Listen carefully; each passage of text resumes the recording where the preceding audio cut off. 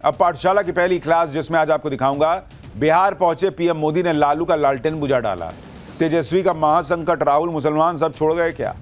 मंच पर मोदी, नीतीश और वो ऐलान जो बिहार चुनाव में कर देगा पूरे इंडी को परेशान। और इधर मोदी ने जननायक कर्पूरी ठाकुर को सम्मान दिया, उधर ओवैसी ने तेजस्वी के प्लान में पलीता लगा दिया क्या? सबसे पहले बिहार में जो हलचल मची है उसका चैप्टर। इधर पीएम मोदी ने बिहार में धमाकेदार प्रचार शुरू कर दिया। दूसरी तरफ इंडी गठबंधन मुश्किलों से घिरा दिख रहा है। बिहार में चुनाव प्रचार बेहद क्रूशियल स्टेज पर है और राहुल गांधी गायब है भाई। ऐसा लग रहा है जैसे राहुल गांधी बिहार से दूरी बनाए बैठे हैं। आप देखिए कि किस तरह से बिहार का चुनावी पेंडुलम घूम रहा है। बिहार के एग्जाम में पास होने के लिए पीएम मोदी मेहनत कर रहे हैं। पीएम मोदी विरोधियों का इतिहास पब्लिक को बता रहे हैं। दूसरी तरफ इंडी गठबंधन को अपना ही दाव भारी पड़ गया है। सीएम और डिप्टी सीएम कैंडिडेट घोषित करके तेजस्वी फंस गए हैं। मुसलमानों का कहना है कि क्या हम सिर्फ दरी बिछाने के लिए हैं क्या? वहीं राहुल गांधी भी बिहार को लेकर ज्यादा इंटरेस्टेड दिख नहीं रहे हैं। और जब चुनाव के नतीजे आएंगे तो यही इंडी गठबंधन वाले वोट चोरी, इलेक्शन में गड़बड़ी का रोना रोएंगे। भाई एग्जाम से पहले पढ़ाई करोगे नहीं, बाद में फेल होने का जो पूरा ठीकरा है वो टीचर पे, पेन पे, कॉपी पे, एग्जाम की प्रक्रिया पे डाल दोगे। और ये सब कब तक चलेगा भाई? आपको आज बिहार चुनाव का पूरा अपडेट बताऊंगा। कैसे पीएम मोदी ने कर्पूरी ठाकुर से लेकर सीताराम केसरी तक के मुद्दे पर कांग्रेस को लपेटा है। क्यों राहुल गांधी बिहार से गायब दिख रहे हैं। तेजस्वी यादव मुस्लिम वोट पर कैसे फंस गए हैं। और नीतीश कुमार पर पीएम मोदी का गेम चेंजर बयान कौन सा आ गया है। ये सब आपके लिए लाया हूं। लेकिन बिहार के घमासान में जो हलचल मची है, पहले उसकी एक झलक देखिए।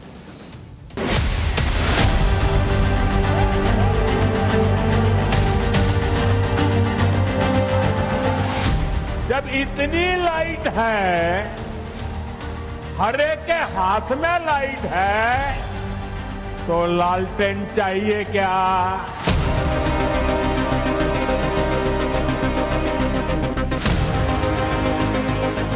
आज जो उसको हटना पड़ा था तो अपनी पत्नी को, अपने वाइफ को वहीं पर बनवाया था। तो यही सब ना धंधा करता है। मुसलमान को सीएम घोषित करें, सीएम तो नहीं, डिप्टी सीएम ने, क्योंकि वो बंधुआ मजदूर हैं ठगबंधन के। क्या मुसलमान सिर्फ दरी बिछाएगा? मुसलमान भाइयों के प्रति भी हमारा पूरा सम्मान है।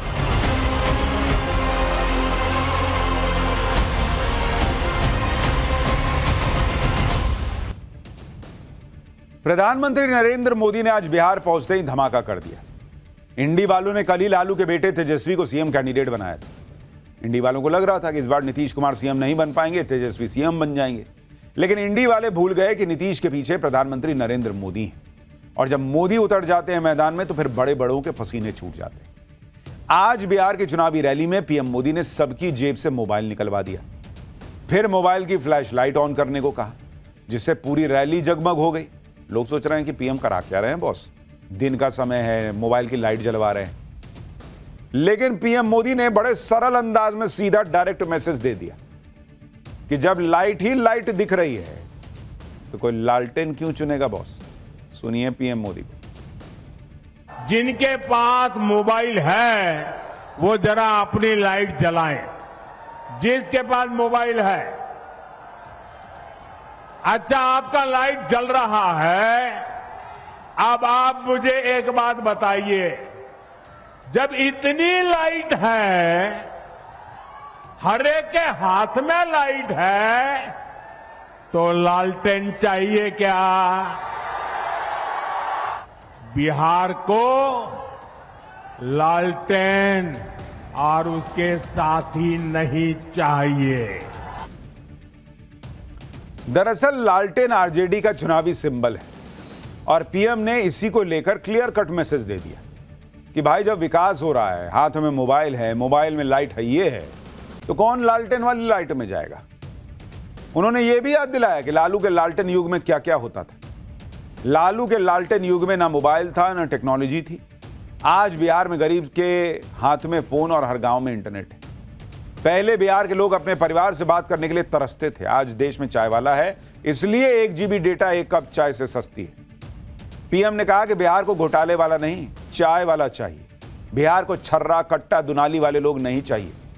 पीएम मोदी को सुनिए एक बार, उन्होंने लालू के जंगल राज पर कैसे तगड़ा अटैक किया और पूरा लालटेने फोड़ दिया। ये गठबंधन वाले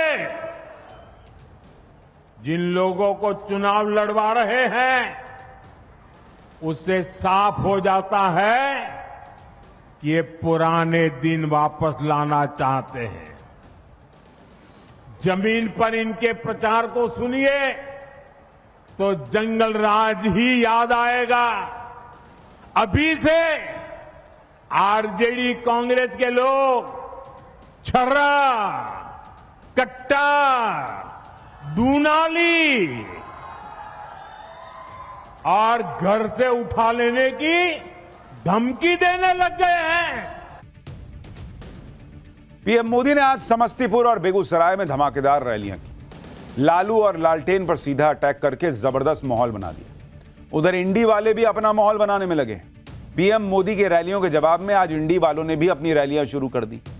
इंडी गठबंधन के सीएम फेस तेजस्वी यादव ने 5 जगहों पर रैली की और मोदी नीतीश पर काउंटर अटैक किया। तेजस्वी यादव ने कहा कि हम नरेंद्र मोदी थोड़े ही हैं जो जुमला बोलेंगे। तेजस्वी ने कहा मुझे 20 साल नहीं, सिर्फ 20 महीने देकर देखिए, जो 20 साल में नहीं हुआ वो 20 महीने में करके दिखाएंगे। तेजस्वी ने कहा कि उनकी उम्र कच्ची है लेकिन जुबान पक्की है। तेजस्वी ने यह भी कहा कि पीएम फैक्ट्री लगा रहे हैं गुजरात में और विक्ट्री चाहिए बिहार में, यह नहीं चलेगा। एक बार तेजस्वी यादव को भी सुनिए, फिर आपको बताता हूं कि तेजस्वी बोल तो बातें बड़ी बड़ी रहे, लेकिन कैसे खुद फंस गए हैं अपने ही चाल में और ओवैसी ने इनको तगड़ा घेर दिया है।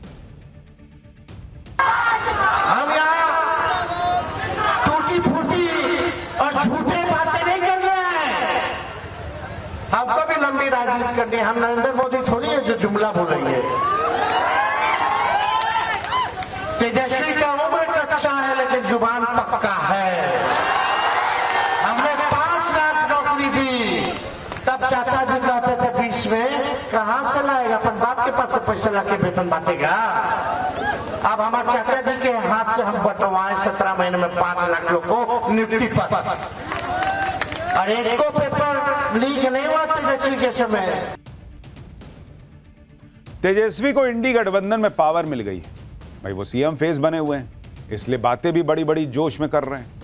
लेकिन जिस तरह के वादे तेजस्वी बिहार में कर रहे हैं, वो वादे खुद इंडी गठबंधन को कहीं उल्टे ना पड़ जाएं, क्योंकि इंडी वालों ने वादा किया कि बिहार में हर परिवार को सरकारी नौकरी देंगे। 2 करोड़ 80 लाख परिवार हैं, 20 लाख लोगों को सरकारी नौकरी ऑलरेडी मिली हुई है, यानी 2 करोड़ 60 लाख परिवारों को नौकरी देनी होगी।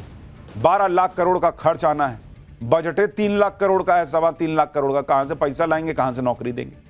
इसी तरह से मोदी नीतीश ने बिहार में महिलाओं के खाते में 10,000 रुपए डाले तो इंडी वालों ने वादा कर दिया कि जीविका दीदियों की नौकरी परमानेंट कर देंगे, 30-30 हजार सैलरी दे देंगे। बिहार में 1 करोड़ 36 लाख जीविका दीदियां हैं, अगर सबको पक्की नौकरी देकर 30,000 महीने की सैलरी देंगे तो 40,000 करोड़ का खर्चा अलग आएगा। यानी तेजस्वी यादव बस बोले जा रहे हैं। प्रशांत किशोर ने कहा नहीं था कि इनका बस चलेगा तो अभी कल को कह देंगे कि यहां पर हम सोने की लंका बनवा देंगे। ये ऐसे ऐसे वादे कर रहे हैं जो पूरे हो ही नहीं सकते,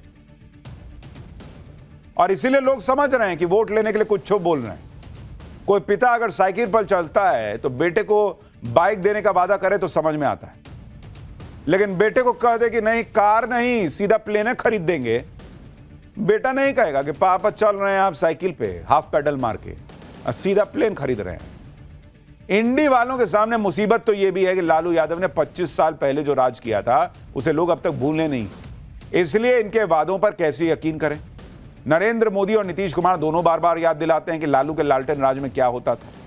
एक बार नीतीश कुमार को भी सुनिए कि उन्होंने क्या क्या याद करा दिया आज। 2005 से पूर्व बिहार ऐसी हालत में था कि लोग परेशान थे। जो हम लोग तो शुरू हुए थे, आप जानते ही हैं, पहले जो सरकार थी आपको मालूम है उसको मौका मिला था, उसको भी मौका मिल गया था 15 साल।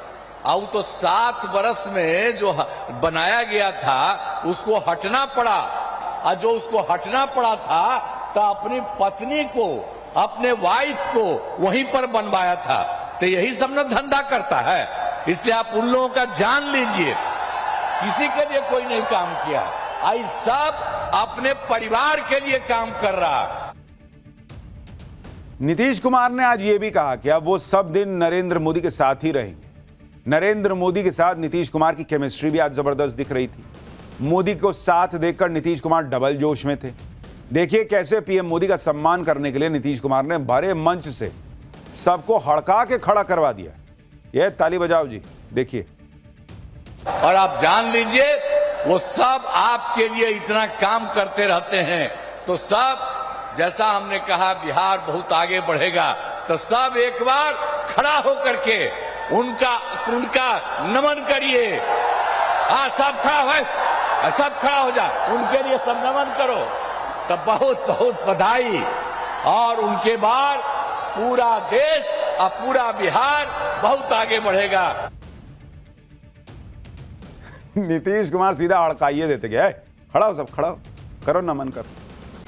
नीतीश कुमार और नरेंद्र मोदी की केमिस्ट्री तो सबको दिख गई, लेकिन इंडी वाले अब भी इसी बात में लगे हैं कि नीतीश कुमार को बीजेपी गच्चा देगी।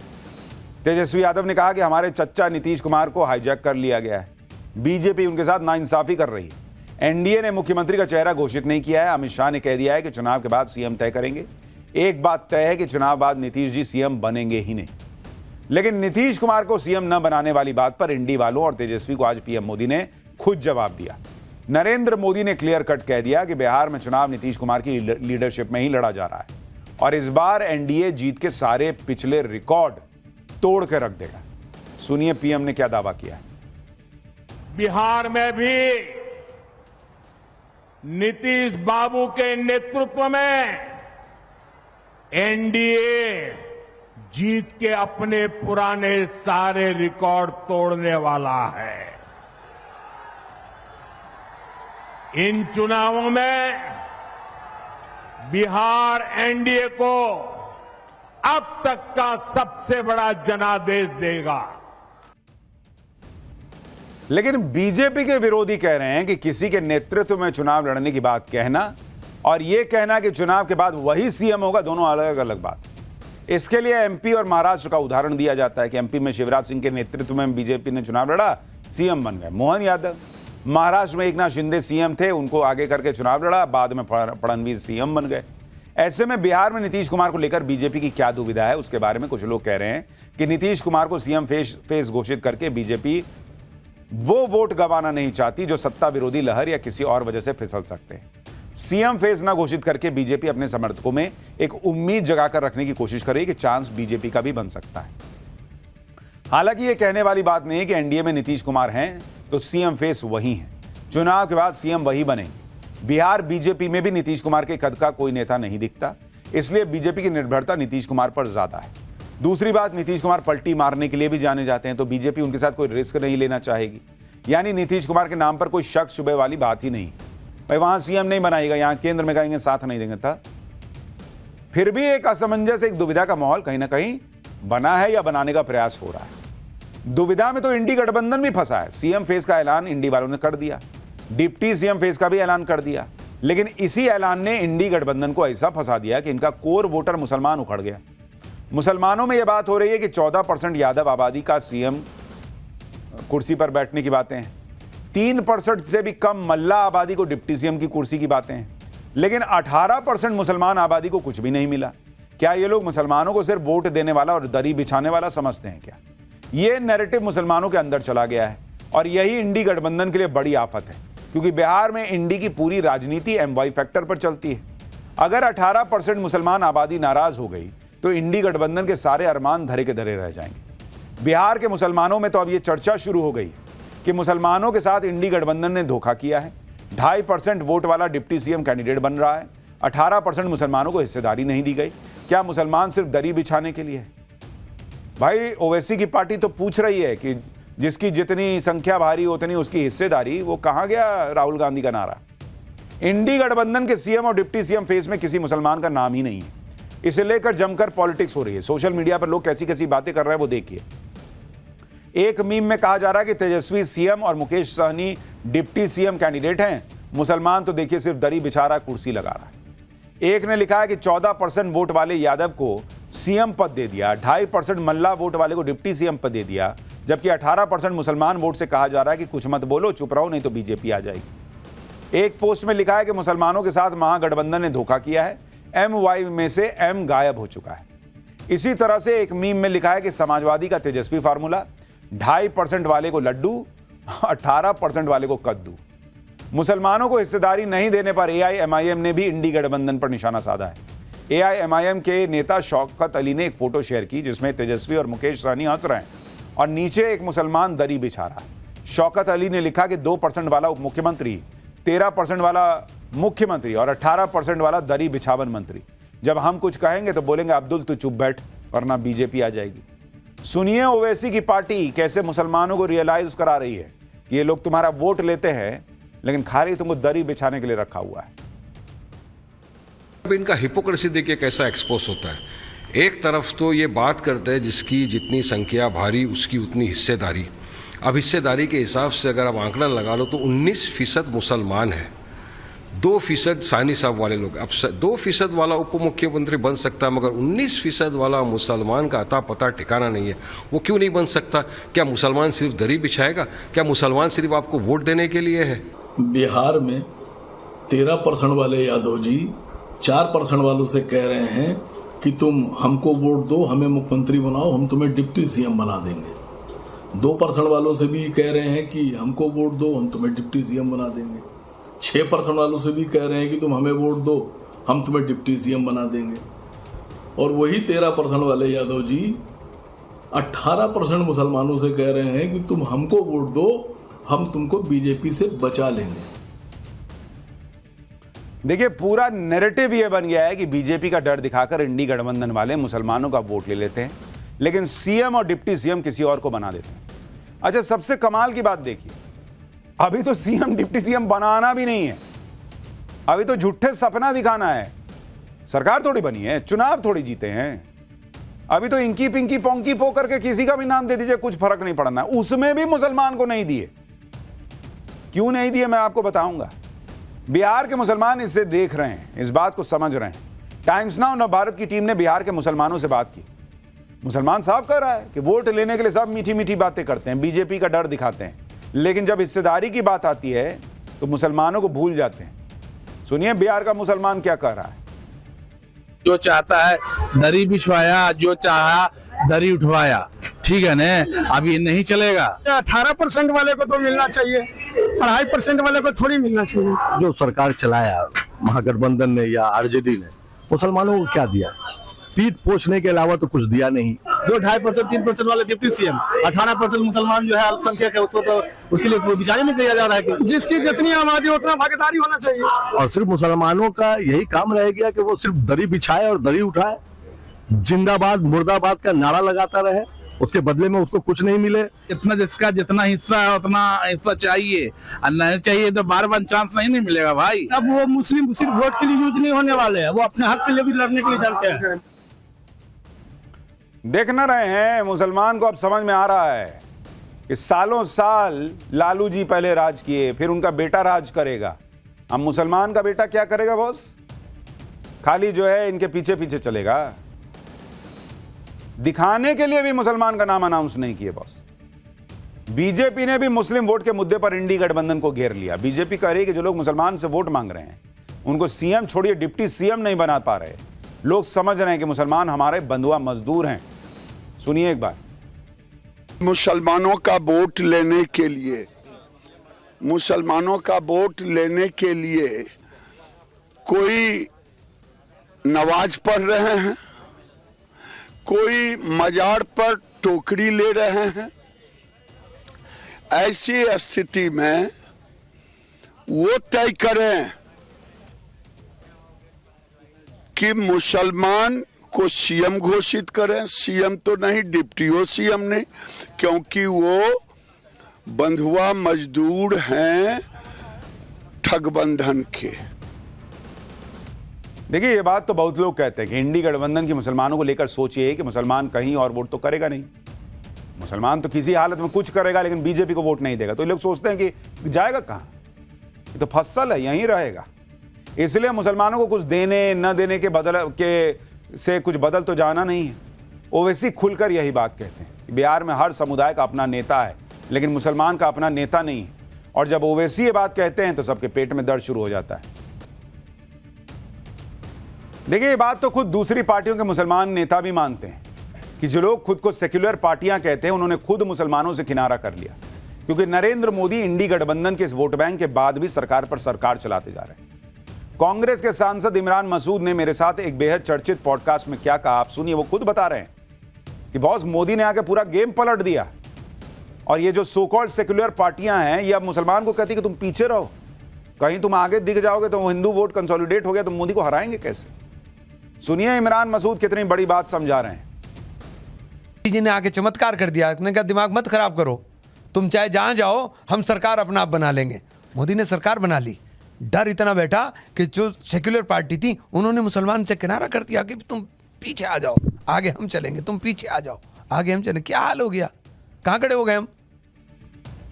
यही वजह है कि तेजस्वी यादव ने सीएम का फेस या डिप्टी सीएम का फेस मुसलमान को नहीं बताया। उनको डर है कि हिंदू वोट कंसोलिडेट हो जाएगा कहीं और ज्यादा नरेंद्र मोदी के साथ अगर मैंने सीएम फेस घोषित कर दिया। ये लोग जिन्होंने सालों साल मुसलमान से वोट लिया, राज किया, राज भोगा, उन्होंने आज मुसलमान को पीछे धक्का दे दिया और कहते हैं कि मोदी मुसलमान के साथ नहीं। जब हर तरफ से प्रेशर आया और इंडी वालों को लगा कि उनका दांव उल्टा पड़ गया है, जब मुसलमानों में मैसेज चला गया कि बॉस सिर्फ तुम्हारा वोट चाहिए, नहीं तो तुम कुर्सी पर लगाओगे, दरी बिछाओगे, तो आज तेजस्वी यादव सफाई देने लगे। टाइम्स नाउ नवभारत के साथ विशेष बातचीत में तेजस्वी ने कहा कि अगले 2-3 दिन में डिप्टी सीएम के और कैंडिडेट का ऐलान होगा जिसमें मुसलमानों को भी हिस्सेदारी दी जाएगी। सुनिए तेजस्वी को। तेजस्वी जी ये भी कह रहे हैं कि आप मुख्यमंत्री, मुकेश सहनी उप मुख्यमंत्री, मुसलमान सिर्फ क्या दरी बिछाने के लिए। ऐसा हो सकता है क्या? हम लोगों के रहते ऐसा नहीं होगा, सबके साथ न्याय होगा। आपने ये पूरे बात को नहीं सुनी। उप मुख्यमंत्री एक नहीं होंगे, उनसे ज्यादा होंगे, एक से ज्यादा होगा और आने वाले समय में 2-3 दिन में ये बात भी क्लियर हो जाएगा और मुसलमान भाइयों के प्रति भी हमारा पूरा सम्मान है और सबको उनका हक हम दिला के रहेंगे। अब डैमेज कंट्रोल कर रहे हैं तेजस्वी यादव कि आने वाले 2-3 दिन में मुसलमान का भी नाम अनाउंस कर देंगे। अभी काहे नहीं किए, मुहूर्त देख रहे हैं। मुकेश सहनी का नाम अनाउंस कर दिए, अपना करवा दिए, एकदम आगे पीछे हंगामा मचा के। अब मुसलमान का करने के लिए अभी 2-3 दिन में देंगे, तुमको भी देंगे। मुसलमानों को हिस्सेदारी न देने के नैरेटिव को काटने के लिए आज सुबह ही तेजस्वी यादव जब बिहार में प्रचार के लिए निकले तो उन्होंने हेलीकॉप्टर के अंदर बैठे हुए एक तस्वीर पोस्ट की। इसमें तेजस्वी के साथ deputy CM candidate Mukesh Sahani और इसके अलावा एक मुस्लिम नेता कारी सोहेब और पिछड़े समाज के एक नेता के साथ फोटो दिखाई। इसे इंडी गठबंधन की सोशल इंजीनियरिंग कर दिया। मतलब मुसलमान को फोटो खिंचाने के लिए बैठा लिया लेकिन कुर्सी नहीं दे पाए, सरकार बनेगी तब। इंडी गठबंधन ने मुकेश सहनी को डिप्टी सीएम कैंडिडेट बनाया। इसके पीछे इंडी गठबंधन का बड़ा खेल है क्योंकि वो अति पिछड़ा वर्ग से आते हैं और इसके बारे में आपको समझाता हूं कि ये खेल क्या है।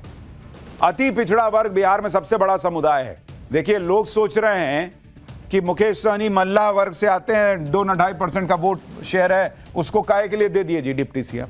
लेकिन अगर आप बिहार में देखेंगे कि किस समाज का कितना वोट प्रतिशत है तो यादव जो है वो 14% के करीब, मुसलमान जो है मुस्लिम वो है 18% और अपर कास्ट जो है, ऊंची जातियां जिनको कहा जाता है, अपर कास्ट में करीब 15%। लेकिन जो अति पिछड़ा वर्ग है ईबीसी, एक्सट्रीमली बैकवर्ड कास्ट, वो 36% है बॉस, 36%। और ईबीसी का गणित क्या है, इसमें जातियां हैं 112 जातियां इसमें आती हैं और इनका प्रभाव कितना है बॉस, इनका प्रभाव है 120 सीट पर। और मुकेश सहनी जिस मल्ला समुदाय से आते हैं वो भी ईबीसी के अंदर आता है। तो आप और दूसरे लोग कह रहे हैं कि 2.5% वाले को डिप्टी सीएम बनाया।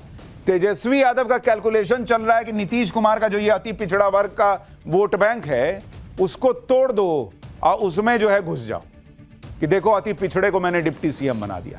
इसलिए मुसलमान को दे दिए धक्का, इधर ईबीसी वाले में कर दिए खेला। लेकिन इंडी गठबंधन के इस खेल को नरेंद्र मोदी समझते हैं, इसलिए आज नरेंद्र मोदी बिहार के दौरे पर गए तो सबसे पहले समस्तीपुर में जननायक भारत रत्न कर्पूरी ठाकुर के गांव गए।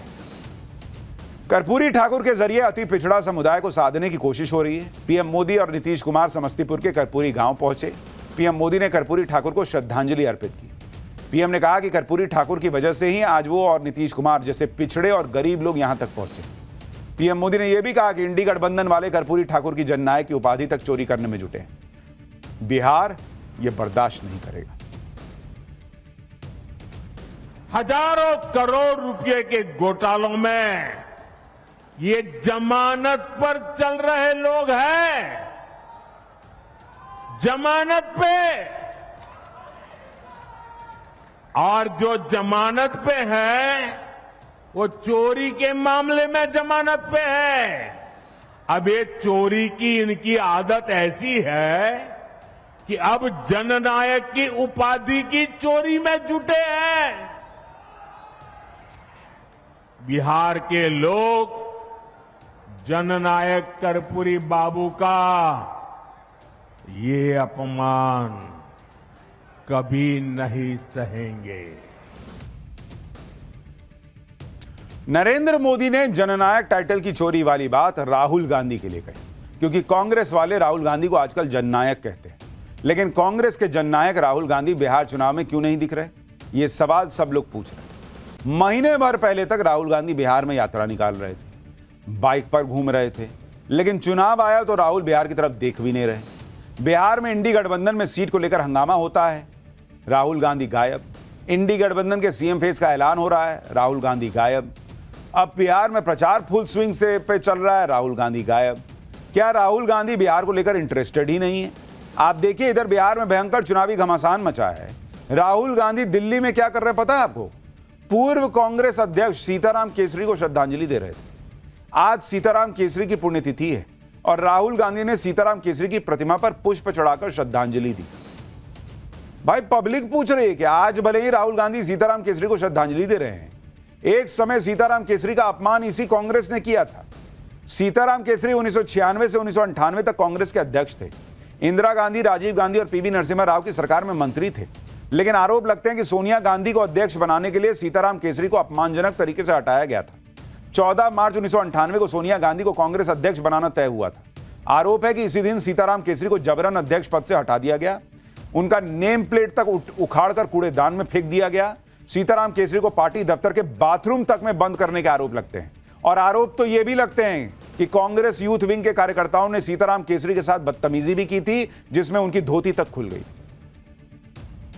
सोनिया गांधी को पार्टी अध्यक्ष बनाने के लिए जिस व्यक्ति का इतना अपमान होने का आरोप लगता है, राहुल गांधी बिहार चुनाव छोड़ के उनको श्रद्धांजलि देने गए हुए।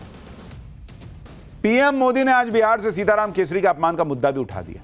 पीएम ने कहा कि बिहार के गौरव सीताराम केसरी जब कांग्रेस अध्यक्ष थे तो गांधी परिवार ने उनका अपमान किया था, जो बिहार भूलेगा नहीं। कांग्रेस पार्टी के अध्यक्ष थे सीताराम केसरी, हमारे बिहार का गर्व थे सीताराम केसरी। इस परिवार ने सीताराम केसरी जी को उनके घर में बाथरूम में बंद कर दिया। इतना ही नहीं, उनको उठा करके फुटपाथ पर फेंक दिया और सीताराम केसरी के पास जो कांग्रेस का अध्यक्ष पद था, इस परिवार ने उस अध्यक्ष पद की चोरी कर ली। तो बिहार में तो मचा है बड़ा घमासान, लेकिन बिहारियों के लिए प्रधानमंत्री नरेंद्र मोदी क्या कर रहे हैं अब आपको वो बताता हूं पाठशाला में अगली क्लास। छठ व्रतियों से पीएम मोदी ने जो वादा किया वो कितना पूरा हुआ, यमुना घाट की वो तस्वीर जो शॉकिंग लगेगी। नवभारत की नाव पर छठ व्रती और यमुना की सफाई पर वो लाइव रिपोर्ट जो केजरीवाल को सोने न देगी, अब उसका चैप्टर। इस बार दिल्ली में ऐसी छठ पूजा होगी कि लोग देखकर दंग रह जाएंगे, ये दावा यहां की मुख्यमंत्री रेखा गुप्ता कर रही है। नरेंद्र मोदी ऐसी तैयारियां करवा रहे हैं कि दिल्ली में जो कभी सोचा नहीं वो हो रहा है। छठ पूजा कितनी भव्य और दिव्य होने वाली है, इसका अंदाजा इसी बात से लगाया जा सकता है कि नरेंद्र मोदी ने अपनी टीम को दिल्ली में सिर के बल खड़ा कर रखा है। यमुना साफ सुथरी रहे, शानदार घाट हो जहां पर छठ व्रतियों को हर एक सुविधा मिले, स्वच्छ यमुना मिले, सुंदर घाट मिले, इसके लिए गजब का इंतजाम किया जा रहा है। जैसे आप देखिए कि पहली बार दिल्ली में छठ पूजा के लिए 1500 से ज्यादा घाट तैयार किए जा रहे हैं। हर जिले में कम से कम एक मॉडल घाट तैयार किया जा रहा है। छठ घाटों पर भव्य स्वागत गेट बनाए जा रहे हैं। छठ व्रतियों पर फूलों की वर्षा की जाएगी। छठ पूजा के लिए घाटों पर आने वालों के लिए चाय पानी का खास इंतजाम होगा। छठ पूजा के लिए पहली बार 1.5 दिन की छुट्टी का प्लान तैयार है। आज पाठशाला में छठ पूजा की दिल्ली में जबरदस्त तैयारियों की एक डिटेल आपको दिखाऊंगा। छठ व्रतियों से पीएम मोदी ने जो वादा किया वो कितना पूरा हुआ, यमुना घाट की शॉकिंग तस्वीरें क्या कह रही। इसके अलावा नवभारत की नाव पर छठ व्रती बैठे और यमुना की सफाई पर वो लाइव रिपोर्ट लाई जो केजरीवाल को सोने नहीं देगी क्या, सब लेकर आया हूं। देखिए, सब लोग इंतजार कर रहे थे कि सरकार तो दिल्ली में बदल गई, केजरीवाल तो बोलते रह गए कि अब कर देंगे साफ, अब तब कर देंगे साफ, इस साल कर दूंगा, नहीं करूंगा तो ये तो वो, किए तो नहीं। पब्लिक उनको साफ कर दी दिल्ली से। लेकिन नरेंद्र मोदी के नेतृत्व में सरकार आई दिल्ली में तो वो 10 महीने में कुछ कर पाएगी? पूरा तो नहीं कर पाएगी, ये सबको पता था, लेकिन 10 महीने में क्या कर पाएगी? दिल्ली में इस बार छठ पूजा की तैयारी में नरेंद्र मोदी की टीम ने पूरी ताकत लगा रखी है। खुद मुख्यमंत्री रेखा गुप्ता अपने मंत्रियों के साथ पिछले कई दिनों से लगातार यमुना के घाटों पर जाकर सफाई अभियान को मॉनिटर कर रही हैं। सीएम खुद नाव पर बैठ जा रही हैं और यमुना नदी के सफाई और नदी के किनारे छठ पूजा के लिए घाट बनाने की तैयारियों का खुद जायजा ले रही हैं। ये तस्वीर दिल्ली के आईटीओ में तैयार हो रहे छठ घाट की आपको दिखा रहा हूं, जहां पर श्रद्धालुओं के लिए टेंट लगाए जा रहे हैं। श्रद्धालुओं को घाट तक पहुंचने में किसी तरह की परेशानी ना हो, इसके लिए जेसीबी की मदद से मिट्टी भी हटाई जा रही है। अब ये तस्वीर देखिए जो अब आपके स्क्रीन पर आएगी। ये आईएसबीटी कश्मीरी गेट के पास छठ पूजा के लिए तैयार हो रहे वासुदेव घाट की है, जहां मशीनों की मदद से यमुना की नॉनस्टॉप सफाई भी हो रही है और नदी के किनारे बने घाट पर यमुना नदी का साफ पानी पहुंचाने के लिए जेसीबी की मदद से मिट्टी हटाई भी जा रही है। छठ पूजा के लिए सिर्फ यमुना नदी के किनारे बने घाटों पर ही काम नहीं चल रहा, बल्कि सड़कें भी कल शुरू होने वाली छठ पूजा से पहले ही रोशनी से जगमग नजर आ रही है। दिल्ली में छठ पूजा से पहले यमुना की सफाई के लिए पीएम मोदी के संकल्प का कितना असर हुआ, इसके लिए इन 2 तस्वीरों को देखिए। पहली तस्वीर साल 2021 में छठ पूजा के वक्त की है, अभी आएगी स्क्रीन पे। डालिए बॉस कि मुहूर्त देख रहे हैं। हाँ, इसमें ये 2021 की तस्वीर देखिए। इसमें व्रती महिलाएं सफेद झाग से ढकी हुई यमुना नदी में आस्था की डुबकी लगाती नजर आ रही। और दूसरी तस्वीर इस बार की है, आज की, जिसमें यमुना नदी से सफेद झाग गायब नजर आ रहा है और छठ पर्व शुरू होने से पहले कुछ श्रद्धालु यमुना नदी के किनारे घाट पूजा करने के बाद साफ पानी में स्नान करते नजर आ रहे हैं। सोचिए, झाग में छठ पूजा करनी पड़ती थी, इस बार पूरी नदी में झाग दिखना मुश्किल हो गया है। सरकार की तरफ से दिल्ली में छठ के त्योहार से पहले यमुना का पानी साफ होने के दावे किए जा रहे हैं, जिसकी पड़ताल के लिए हमारी टीम भी दिल्ली में यमुना के अलग अलग घाटों पर पहुंची। कालिंदी कुंज में यमुना घाट पर चल रही छठ की तैयारियों पर व्रती महिलाओं ने भी माना कि पिछले साल तक यमुना में गले तक झाग होता था, लेकिन इस बार तस्वीर बदल गई है। लोगों ने यह तक आरोप लगाए कि पिछले साल तक यमुना में छठ पूजा करने की परमिशन तक नहीं थी। देखिए, छठ पूजा बहुत पवित्र पर्व है। छठ व्रती झूठ नहीं बोलेगा। सुनिए वो क्या बता रहा है नवभारत के कैमरे पर। तो छठ में जो व्रत करते हैं उनको परवैतिन कहा जाता है और कभी ऐसी जो परवैतिन है वो हमारे बीच में मौजूद भी, हम उनसे बात करते हैं और जानते हैं कि वो क्या सोच रही हैं। इस बार कैसा लग रहा है आपको? इस बार बहुत अच्छा लग रहा है। जमुना जी मतलब बहुत अच्छा सर सफाई है, बहुत सुंदर लग रहा है। 10 साल पहले जब मतलब कुछ भी नहीं था, इस बार बहुत अच्छा रेखा मैम करवा रखे हैं। अच्छा, पहले जो तस्वीर वगैरह आती थी हम देखते थे कि पूरे यमुना में झाग होता। हाँ, पूरा झाग। जो छठ घाट से जाते से उसका तबीयत खराब हो जाता था। जो भी यहाँ से अर्घ दे के जाते थे, पानी में भी बदबू देता था और तबीयत खराब हो जाता था। बदलाव बहुत लग रहा है। पिछली बार भी हम इसी नाव पर आए थे तो मेरा जो हमारी जितनी टीम थी सबके चेहरे ढक चुके थे झाग से, और जब हम घर गए तो हम सब एडमिट हुए। बहुत अच्छा सजाए हैं, घाट भी बहुत साफ है, पानी भी बहुत साफ है और हम लोग नहा के भी जा रहे हैं व्रत स्टार्ट करने। पिछले साल उससे पिछले साल एक तो सबसे पहली बात कि हम लोग यहाँ तो परमिशन ही नहीं था छठ पूजा करने का ड्यू टू गंदगी के कारण, क्योंकि झाग बहुत ज़्यादा, पोल्यूशन बहुत ज़्यादा था, यहाँ पे कचरे बहुत ज़्यादा थे। अभी देखिए आप, घाट की सुंदरता इतनी अच्छी शोभा बढ़ी हुई है, देख के एकदम से लग रहा है कि एक नया जीवन हमें मिला है। सोचिए बिहार के लोग कितने खुश हैं, छठ व्रती कितने खुश हैं कि बाप रे बाप, गंदगी में झाग में कम से कम छठ व्रत नहीं करना पड़ेगा, छठ की पूजा नहीं करनी पड़ेगी। क्योंकि छठ पूजा का सबसे बेसिक तो है कि एकदम साफ सफाई होनी चाहिए। 10 साल केजरीवाल के राज में झाग वाला छठ लोग करते थे? बताइए। बीजेपी के मिशन यमुना का दिल्ली में जो असर हुआ, उसका असर ये दिख रहा है कि लोग अब पूर्व सीएम अरविंद केजरीवाल को निशाने पर लेने से चूक नहीं रहे। एक शख्स यमुना घाट पर हमारे सहयोगियों से टकरा गया। सुनिए अरविंद केजरीवाल बनकर आए इस शख्स ने यमुना की सफाई पर क्या कहा। यहाँ पर जो शख्स हैं, इनका चेहरा जाना पहचाना नहीं लग रहा आपको? बिल्कुल, देखिए खांस रहे हैं और इनकी जो वेशभूषा है, खुद को फर्जीवाल ये कह रहे हैं। रतन इनका नाम है। क्या कर रहे हैं आप फर्जीवाल जी यहाँ पर? देखो जी, मैं तो जी पंजाब से आया हूँ, सटा पंजाब के पुत्र होंगे ना। अभी दिल्ली आया जी, देखो जी यमुना चेक करने आया जी, ये बीजेपी वाले ने यमुना साफ किया है कि नहीं किया है। अभी देख के बताता हूँ मैं कि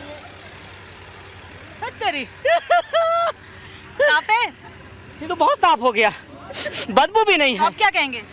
ये मेरा फॉर्मूला चोरी कर लिया इन्होंने, रेखा गुप्ता जी ने। कौन सा फॉर्मूला? ये यमुना साफ करने का फॉर्मूला मेरा इतना साफ तो इसके पहले तो 2025 से पहले तो इतना साफ नहीं दिखी थी। मैं करने वाला था, इसी सालों में करने वाला था। 5 साल अगर और मिल जाते तो मैं इस बार इससे भी ज्यादा साफ करता। मैं थोड़ा वक्त आपको मिला, इतने साल मिले तब नहीं हो पाया? नहीं, अब देखो जी 18 साल बच्चे को भी बालिग होने में लगते हैं ना। अब मुझे तो ये 12 साल में ही बालिग होने से पहले रिटायर हो गया। बालिग होने से पहले रिटायर कर दिए, धोखा। मैं थोड़ा सा अलग वाले विकास में व्यस्त हो गया था जी, एक पर एक फ्री। अभी ये इतना सा इन लोगों के पास अलादीन का चिराग मिल गया है, रेखा गुप्ता जी के पास। इंद्र भगवान से सेटिंग कर लिए ये लोग। नहीं तो जी देखो 12 साल में मैं नहीं कर पाया, ये 1 साल से भी कम में ये कैसे बीजेपी वाले कर दिए। तो आपको क्या लगता है कैसे हो गया ये कैसे हो गया? चमत्कार हो गया। इन लोगों ने लगता है कि आप ही तो करके नहीं गए थे? नहीं, मैं करने वाला था। 5 साल अगर और मिल जाता तो मैं पक्का इससे साफ कर देता जी। मैं डुबकी लगाता। अभी ये बदबू भी नहीं है, बदबू भी नहीं है और प्रदूषण भी गायब है इस बार। तो अब क्या कहेंगे? मान गए कि दिल्ली सरकार की जो अभी वर्तमान दिल्ली सरकार है बहुत अच्छा काम कर रही है? काम तो अच्छा कर रही है, लेकिन इससे भी अच्छा मैं करता। हालांकि आज भी आम आदमी पार्टी ने एक वीडियो जारी किया जिसमें यमुना में सफेद झाग होने का दावा किया गया।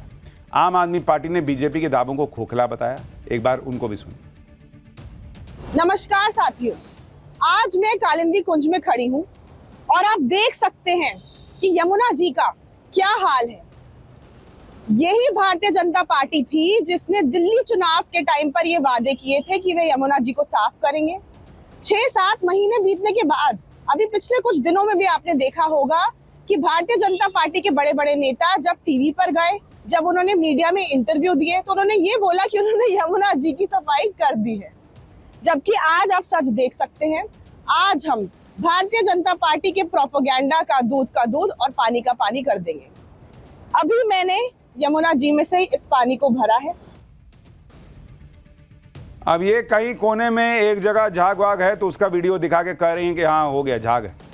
इनके जगह जमाने में झाग था, वो इनको नहीं दिखता था।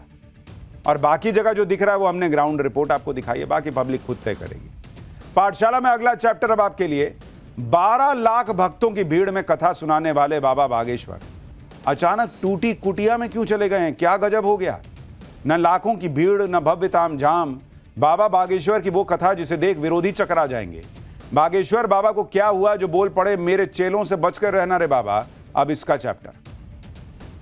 बाबा बागेश्वर के देश दुनिया में लाखों भक्त हैं। फैन फॉलोइंग तो जबरदस्त है। उन्हें देखने भर के लिए लोग घंटों लाइन में लगे रहते हैं।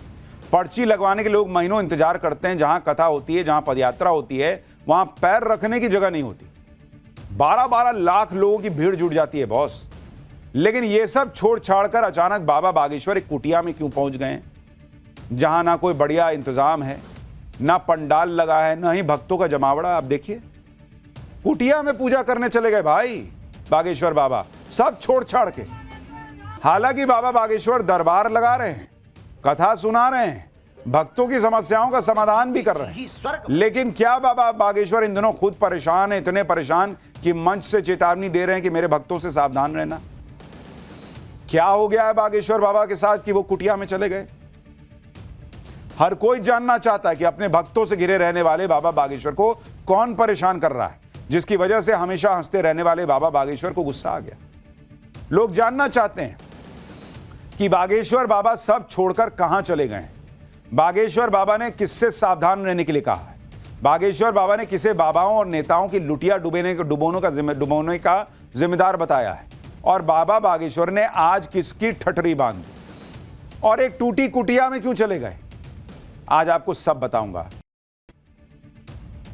सनातन का झंडा बुलंद किए हुए बाबा बागेश्वर का कारवां चल रहा है। जहां भी बाबा बागेश्वर पहुंचते हैं, भक्तों का रेला दिखता है। ये तस्वीरें तब की हैं जब बाबा बागेश्वर ने सनातन हिंदू एकता पदयात्रा की थी। जहां तक नजर जाती थी, भगवा झंडा और भक्ति भक्त नजर आते थे। इसी तरह जब बाबा बागेश्वर बिहार में कथा करने गए थे तो रिकॉर्ड 12 लाख लोग पहुंच गए थे, जिसके बाद बाबा बागेश्वर को लोगों से कथा में न आने की अपील करनी पड़ गई थी। लेकिन जिस आदमी की कथा सुनने के लिए 12-12 लाख लोग आ जाते हों, अब वही बागेश्वर बाबा एक छोटी सी कुटिया में पहुंच गए। जमीन पर ही बाबा बागेश्वर की गद्दी लगी है। ना उनके सहायक दिख रहे हैं, ना आसपास चेले हैं, ना ही कोई तामझाम है। यहां तक कि बाबा बागेश्वर खुद ही पूरा इंतजाम करते हुए नजर आ रहे हैं। पूजा पाठ की तैयारी से लेकर कथा की व्यवस्था भी खुद ही देख रहे हैं। एक तरफ जहां बाबा बागेश्वर की कथा में लाखों की भीड़ जुटती है, तो यहां बाबा की कथा में यह आंकड़ा 1000 का भी नजर नहीं आया। आप देखिए, लाख छोड़िए बॉस, 1000 लोग भी नहीं है। कोई धक्का मुक्की नहीं हो रही, ना शोर शराबा है। सभी लोग बड़े आराम से शांति से बैठे हुए। पब्लिक पूछ रही है कि बाबा बागेश्वर सब छोड़ छाड़ के कहां चल दिए भाई, क्या हो गया, संन्यास ले लिए क्या? बाबा बागेश्वर जिस कुटिया में आए हैं, दरअसल वो उनका अपना घर है, जो मध्य प्रदेश के छतरपुर जिले के गढ़ा गांव में। इसी घर में बाबा बागेश्वर का जन्म हुआ था, जो आप देख रहे हैं, और यहीं पर बाबा बागेश्वर पले बड़े थे। यहीं से बाबा बागेश्वर ने अध्यात्म का रुख किया था। बाबा बागेश्वर जिस कुटिया में रहते हैं, वो बिल्कुल वैसी ही है जैसे सालों पहले थी। बाबा की कुटिया में दीवार पर रैक लगी हुई है, जिस पर कनस्तर और डिब्बों में सामान रखा हुआ है, जैसा आम लोगों के, गरीबों के घर में होता है। जो लोग कहते हैं कि बाबा बागेश्वर लग्जरी गाड़ी में चलते हैं, कुछ नेता तो कहते हैं कि टेबल के नीचे से पैसा लेते हैं, इंपोर्टेड चश्मा और महंगी जैकेट पहनते हैं, उनको बाबा बागेश्वर का घर देखना चाहिए, उनका रहन सहन देखना चाहिए। यह है उनका घर। अब आपको यह भी बताता हूं कि बाबा बागेश्वर अपने पुराने घर में, अपनी कुटिया में क्या करने चले गए। बाबा बागेश्वर ने अपने पैतृक घर में कथा का आयोजन किया है। यह कथा 3 दिन तक चलेगी और इन 3 दिनों में सिर्फ बाबा बागेश्वर के गांव के लोग ही इसमें सम्मिलित होंगे। कोई तामझाम नहीं होगा। यही वजह है कि बाबा बागेश्वर का पूरा गांव यहां जुट गया। लेकिन इसके बाद भी भीड़ नहीं दिखाई दे रही। बाबा बागेश्वर अक्सर अपने घर आते रहते हैं। लकड़ी की बनी इस कुटिया में ध्यान भी लगाते हैं, साधना भी करते हैं। लेकिन यह पहली बार है जब बाबा बागेश्वर ने अपनी कुटिया में कथा का आयोजन किया है। कथा के दौरान बाबा बागेश्वर ने जो मंत्र दिया, वो आज के उन बच्चों को सुनना चाहिए जो एग्जाम की तैयारी कर रहे हैं। बाबा बागेश्वर अपने पुराने घर में, इस कुटिया में इसलिए चले गए क्योंकि वो अपने रूट से फिर से अपने आप को जोड़कर अपनी ऊर्जा को फिर से बढ़ा रहे हैं। क्योंकि कई बाबा बागेश्वर कई बार कहते हैं कि भाई बहुत ज़रूरी है एक रहना, आगे बढ़ना, देश को आगे ले जाना, लेकिन उतना ही ज़रूरी है अपनी जड़ों से जुड़ा रहना। कई बार लोग बाबा बन जाते हैं, फॉलोइंग हो जाती है, उसके बाद भूल जाते हैं कि कहाँ से आए थे। बाबा बागेश्वर देखिए जानबूझ के वहाँ गए हैं, अपने घर में, अपने गांव के लोगों के बीच, कि मैं यहीं से निकला हूं और यहां तक पहुंचा हूं, ये भूल ना जाऊं। जिन लोगों के बीच से निकला हूं उनका दर्द भूल ना जाऊं, अपना दर्द ना भूल जाऊं। क्योंकि अपना दर्द भूल जाइएगा और लाव लश्कर के साथ चलिएगा, तामझाम में चलिएगा, तो पब्लिक का दुख और दर्द समझ आना कम हो जाता है। यानी अपने आप को रिबूट करने, जैसे कंप्यूटर होता है ना, रीस्टार्ट होता है, वैसा रीस्टार्ट करने के लिए चले गए अपने जड़ से जुड़ने। ये हैं बाबा बागेश्वर। लाखों की फॉलोइंग छोड़ो, जड़ से जुड़े रहो। बाबा बागेश्वर जितनी एनर्जी में दिखते हैं, उतने ही सादगी पसंद भी। वो हमेशा अपने भक्तों के साथ दिखते हैं, उन्हें अपने करीब रखते हैं। उनसे मिलना किसी के लिए बेहद आसान है। बाबा बागेश्वर खुद भी कहते हैं कि जो भी बालाजी की भक्ति करेगा उसकी पर्ची जरूर खुलेगी और बाबा बागेश्वर का आशीर्वाद भी मिलेगा। लेकिन बागेश्वर बाबा की इसी सादगी का गलत इस्तेमाल हो जाता है। ये बात खुद बाबा बागेश्वर ने बताई। लेकिन इस बार उन्होंने सिर्फ चेतावनी नहीं दी, बल्कि अपने ही चेलों की ठठरी बांध दी। बाबा बागेश्वर अपने चेलों और कुछ सहायकों से बहुत परेशान है। हाल ही में कुछ लोगों पर पैसे लेकर बाबा से भेंट कराने के आरोप लगे थे। जब बाबा बागेश्वर को यह बात पता चली तो बहुत नाराज हुए। बाबा बागेश्वर ने आज न सिर्फ अपने चेलों की क्लास लगाई, बल्कि यह भी बताया कि असली शिष्य कैसे होने चाहिए। बाबा बागेश्वर ने तो यहां तक कह दिया कि उन्हें किसी पर विश्वास ही नहीं है, इसलिए वो सिर्फ अपनी और बाबा जी महाराज की गारंटी लेते हैं।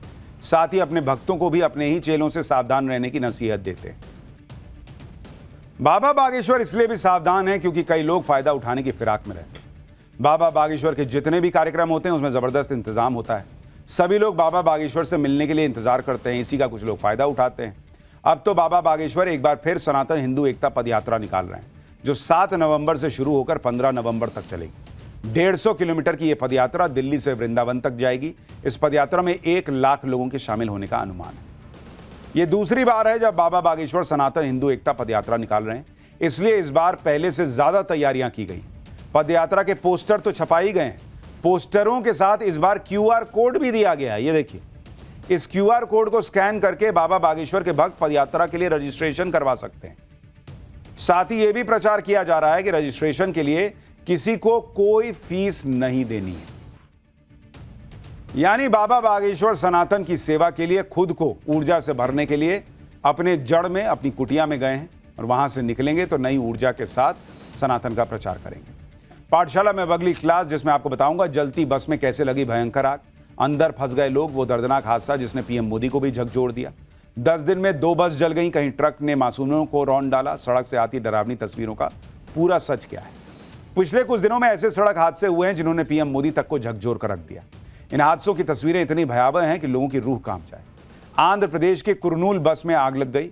आग लगने से 20 लोग जिंदा जल गए। बस में कैसे आग लगी, आग लगने की वजह क्या थी, ये सब जानकर आप हैरान रह जाएंगे। पिछले 10 दिन में बस हादसों की हैरान करने वाली तस्वीरें आई हैं। राजस्थान के जैसलमेर में भी एक बस में आग लग गई थी जिसमें 26 लोगों की जान चली गई थी। इस हादसे पर चौंकाने वाले खुलासे हुए हैं। FSL रिपोर्ट में ऐसी ऐसी बातें लिखी हैं कि आप देखकर दंग रह जाएंगे। कहीं बसों में आग लग रही है, लोग जिंदा जल रहे हैं, तो कहीं सड़क पर कोई ट्रक मासूमों को रौंद दे रहा है।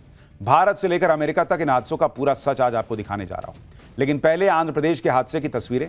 आंध्र प्रदेश के कुरनूल में एक लग्जरी बस में आग लग गई। हादसा हैदराबाद बेंगलुरु नेशनल हाईवे पर चिन्ना टेकरू गांव के पास हुआ। हादसे के वक्त बस में 40 से ज्यादा लोग सवार थे। हादसे में 20 से ज्यादा लोग जिंदा जल गए। आग इतनी भयंकर थी कि शवों की पहचान करना मुश्किल हो रहा है। अब तक 12 शवों की पहचान हो पाई है। बस तस्वीरों में आप देख सकते हैं कैसे बस को आग की लपटों में चारों तरफ से घिरा हुआ है। आग की ऊंची ऊंची लपटें उठ रही हैं। जरा सोचिए जो लोग इसके अंदर रहे होंगे उनका क्या हाल हुआ होगा। सड़क पर लोग भागते दिखे, जान बचाने के लिए चीख पुकार मच गई। इस हादसे के बाद सड़क पर गाड़ियों की लंबी लाइन लग गई। बस में आग लगने के बाद आसमान तक धुएं का गुबार दिखा।